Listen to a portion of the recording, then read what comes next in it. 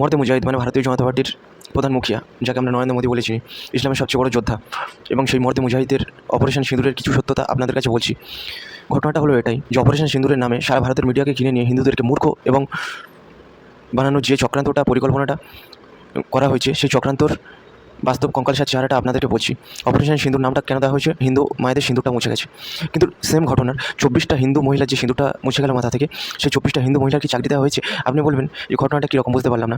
ঘটনাটা হলো এইরকম যে অপারেশন পহেলগাম আতঙ্কি হামলাতে যে 26 জন মারা গেছে, সেই 26 জনের মধ্যে মর্দে মুজাহিদের ভাই, অর্থাৎ মর্দে মুজাহিদ মানে বুঝতেই পারছেন, চাপার সরাসরি বলেছেন যে ভারতবর্ষের প্রধানমন্ত্রী নরেন্দ্র মোদী হচ্ছে সবচেয়ে বড় মর্দে মুজাহিদ। তো সেই মর্দে মুজাহিদের ভাই একজন আদিল নামে কেউ একজন মারা গেছে। তো সেই আদিলের স্ত্রী হচ্ছে গুলনাজ বেগম।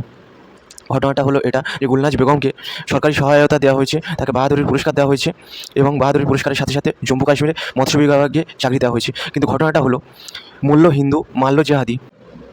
তাহলে বন্ধুরা, আপনাদেরকে এই হিন্দু রাষ্ট্র মুবারক, যে হিন্দু রাষ্ট্রে জাহিদের গুলিতে পহেলগাম হামলাতে মরবে হিন্দুরা, কিন্তু একজন যদি মুমিন মরে যায় ধরে ধরে তাকে চাকরি দেওয়া হবে, কিন্তু হিন্দুদের নামে অপারেশন সিঁদুর করে ভোট চাওয়া হবে।